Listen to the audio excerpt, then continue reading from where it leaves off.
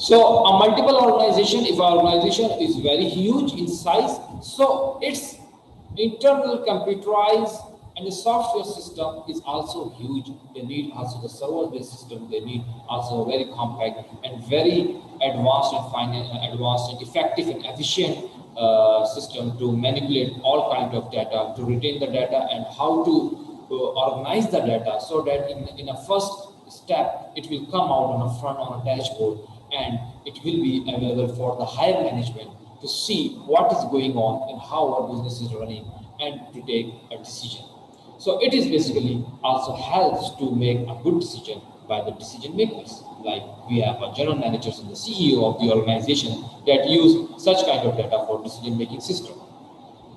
So here in this class, I will also repeat the some networking that we have done before. So this will be a recall for you guys, and we will also discuss a new thing in a class as well. And you have questions, so you will also ask me and say me directly as well. And perhaps, and also I have given you the assignments, the topic assigned you to do the presentation. So you have to also prepare for the presentation, because from the next class you will start presenting your topic as well. So let's share here the screen. And you will see here what we have done before, what is networking. So last time we have discussed that how these networking take place. Here is the A, B, C, D, these are the organizations.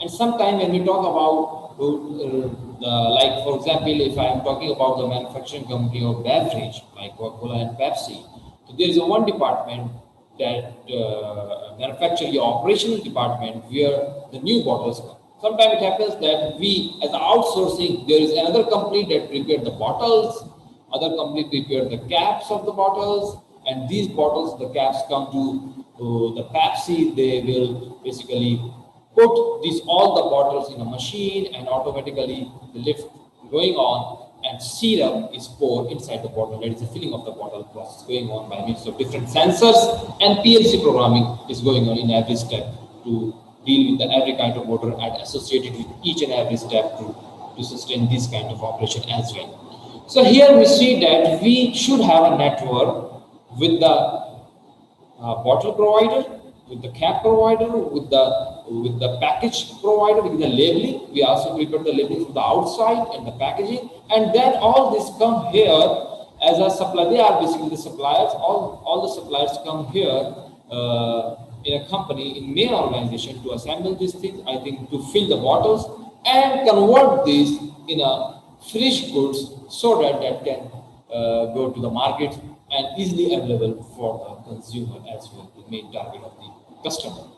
But these all things need a system behind, a database system behind. But these all activities are also note down each and every step so that we can evaluate and monitor each and every steps of the activities.